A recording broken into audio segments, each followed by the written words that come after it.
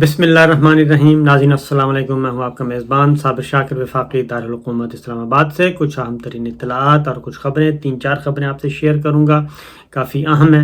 पिछली वीडियो ज़रूर सुन लीजिएगा, उसमें मैंने आपको इन डिटेल बताया है कि इस जो हफ़्ता शुरू हो रहा है मंडे से, वो काफ़ी अहम है क्योंकि उस हफ्ते में नए आर्मी चीफ़ का मामला, एक्सटेंशन होनी है, आर्मी चीफ़ आना है या vice chief of army staff आना है और फिर मशरूत तौर पे एक्सटेंशन होनी है।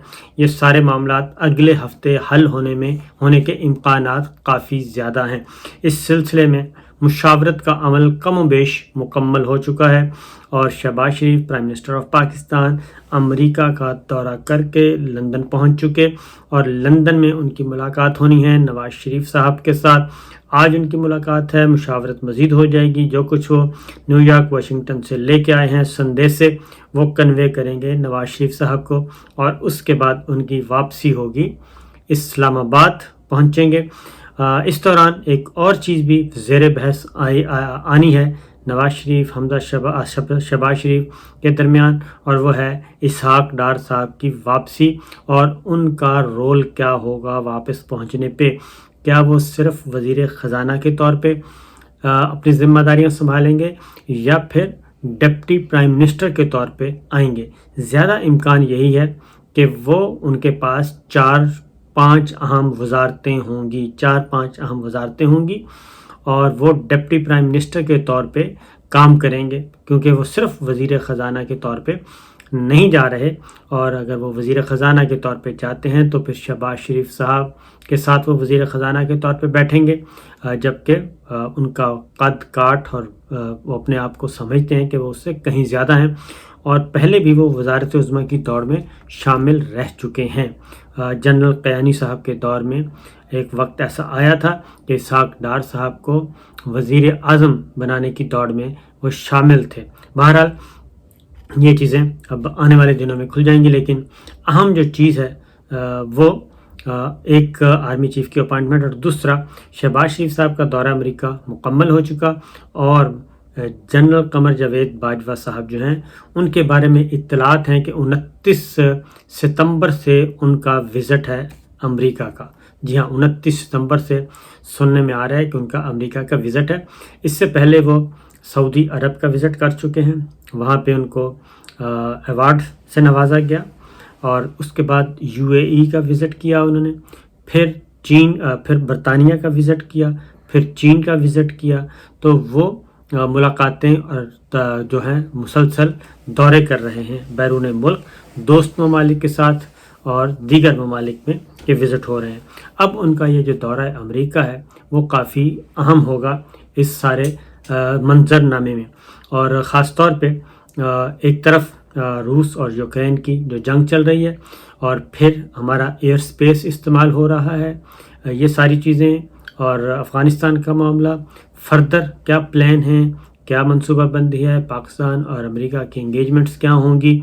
और इसमें भी ये जहन में रखिएगा कि इस विज़िट में भी अंदाज़ा हो जाएगा कि जनाब जनरल कमर जावेद बाजवा साहब का मुस्तकबिल क्या है, एक्सटेंशन या फिर vice chief of army staff और मशरूत एक्सटेंशन, ये सारी चीज़ें इस दौरान हमें नज़र आएंगी। बहरहाल ये काफ़ी घन घरच वाला हफ्ता होगा, लेकिन जो बातें हो रही हैं जी वो मैं आपको बता दूं। इसी दौरान एक तस्वीर आई है और उस तस्वीर में शहबाज शरीफ वज़ीर आज़म पाकिस्तान अमरीकी सदर के साथ मौजूद हैं। वो एक फ़ोटो सेशन है और वो तस्वीर रिलीज़ की गई और उस तस्वीर को अब तक शहबाज शरीफ हुकूमत जो है अपनी सबसे बड़ी कामयाबी जो है वो तसव्वुर कर रही है।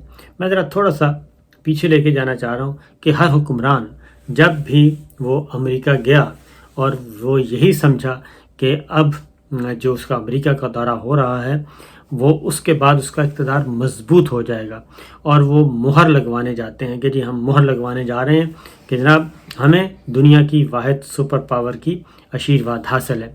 यही काम शहबाज शरीफ साहब के इस दौरे में हुआ।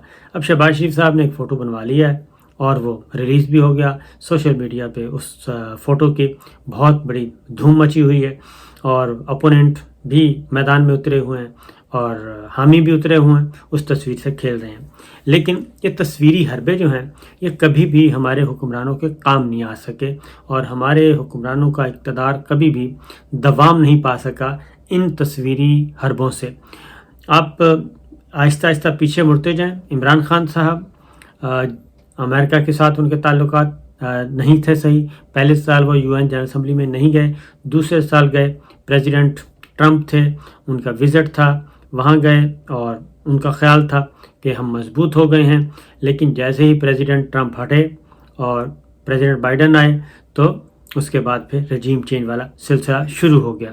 اور اس سے پیچھے جائیں، نواز شریف صاحب جب کارگل کا معاملہ ہوا تھا تو وہ سیدھے امریکہ گئے تھے، اور اس وقت یہ سمجھا جا رہا تھا کہ وہ معاملات سیٹ کر کے آگے ہیں اور ان کا اقتدار محفوظ رہے گا، اور وہ ملٹری اسٹیبلشمنٹ کے مقابلے میں بھی تگڑے ہو گئے ہیں. لیکن ہوا کیا، اس کے بعد پھر وہ سنبھل نہیں سکے اور ان کا اقتدار ختم ہوا.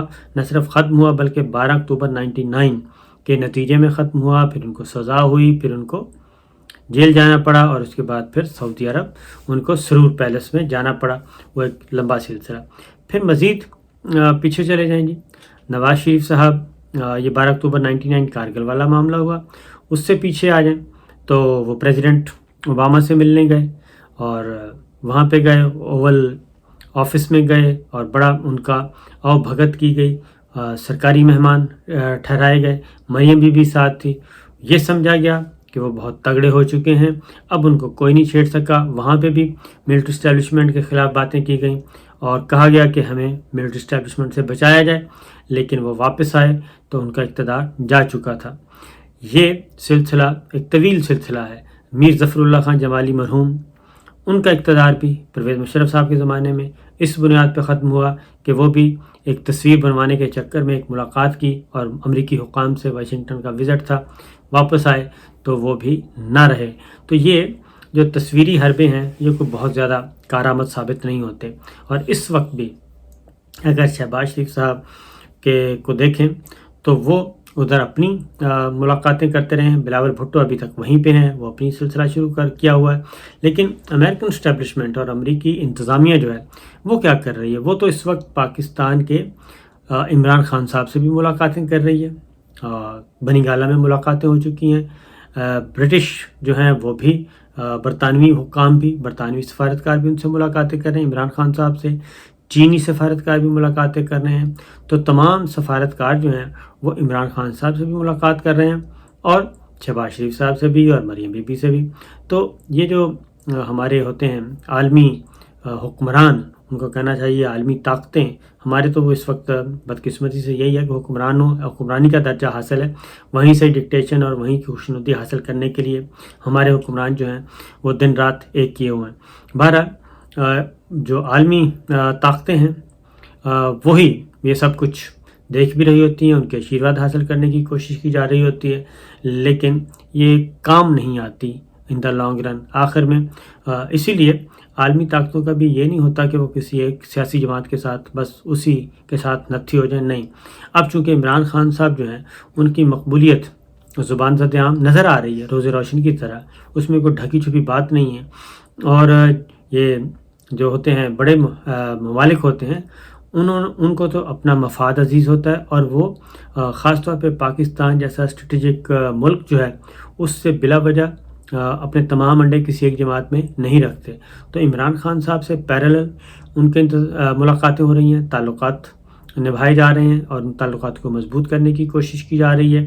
اور دوسری جانب شہباز شریف صاحب، انفیکٹ یہ ہے کہ انتخابات ہونے کی صورت میں یہ سب کو پتہ ہے کہ اقتدار جو ہے وہ عمران خان صاحب کو ملے گا، اور جو وہ ٹیکنیکل ناک آؤٹ کی باتیں تھیں وہ آلموسٹ اب کہیں نظر نہیں آ رہی، سوائے چیف الیکشن کمشنر کے کہ وہ کیا اتنا وزن برداشت کر لیں گے، کیا وہ یہ سارا کام کر سکتے ہیں کہ ایک کمزور مقدمے میں وہ ان کو ڈسکوالیفائی کر دیں ریفرنس کے نتیجے میں عمران خان صاحب کو.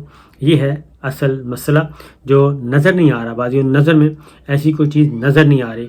پھر ایک اور بھی آپ کو بتا دیں جی، اسحاق ڈار صاحب کی بھی ملاقات کی واپسی کا جو ایگزیکٹ جو واپسی کا تعین ہے وہ بھی اسی ملاقات میں ہونا ہے جو آج ملاقات ہونی ہے لندن میں نواز شریف، شہباز شریف اور اسحاق ڈار صاحب کی. اس میں پتہ چلے گا اور اس میں ہی موڈیلٹیز طے کی جائیں گی.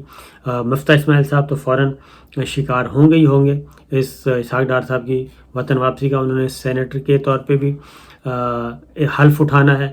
پھر ان کو یہ بھی کہا جا رہا ہے کہ جی ان کو چیئرمین سینٹ بنا دیں، صادق سنجرانی صاحب کو ہٹا دیں اور ان کو چیئرمین سینٹ بنا دیں.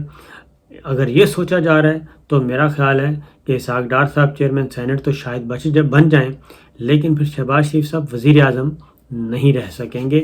اور اسحاق ڈار صاحب چیئرمین سینٹ کیوں بننا چاہتے ہیں؟ ایک تو ڈپٹی پرائم منسٹر ہے اور ایک چیئرمین سینٹ ہے. ان دونوں میں کیوں بننا چاہتے ہیں؟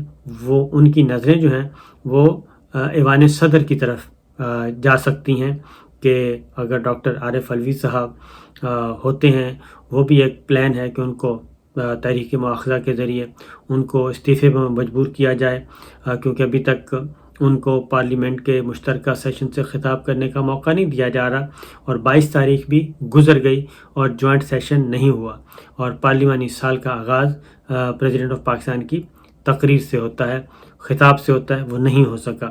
اسی لیے یہ ساری جو چیزیں ہیں یہ کوئی اتنی کلیئر نظر نہیں آ رہی. اس کا مطلب کیا ہے؟ اس کا مطلب یہ ہے کہ پس پردہ کچھ ایسے اقدامات ہو رہے ہیں کہ جو ہمیں نظر آ رہے ہیں قواقب وہ نہیں ہیں جو کہ انفیکٹ ہونے جا رہا ہے. کچھ ڈیولپمنٹس ہو رہی ہیں پس پردہ جو نہ آپ کو پتہ ہے، نہ ہمیں پتہ ہے، نہ کسی اور کو پتہ ہے. وہ صرف ڈرائنگ روم کے مکینوں کو پتہ ہے کہ ڈرائنگ روم میں اس وقت کس نوعیت کی گفتگو چل رہی ہے. اس کی ریزن یہ ہے کہ اسٹیبلشمنٹ کی ملٹری لیڈرشپ جو ہے، ملٹری لیڈرشپ جیسے امریکن اسٹیبلشمنٹ اور امریکن انتظامیہ اس وقت ہماری تمام پولیٹیکل پارٹیز اور پولیٹیکل لیڈرشپ کے ساتھ رابطے میں ہے.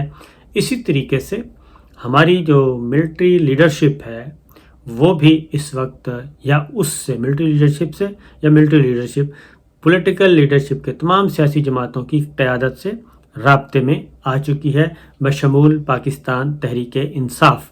اور اس میں کچھ معاملات سیٹل ڈاؤن کیے جا رہے ہیں اور یہ معاملات جو سیٹل ڈاؤن ہو رہے ہیں یہ کس کے جوڑوں میں بیٹھیں گے؟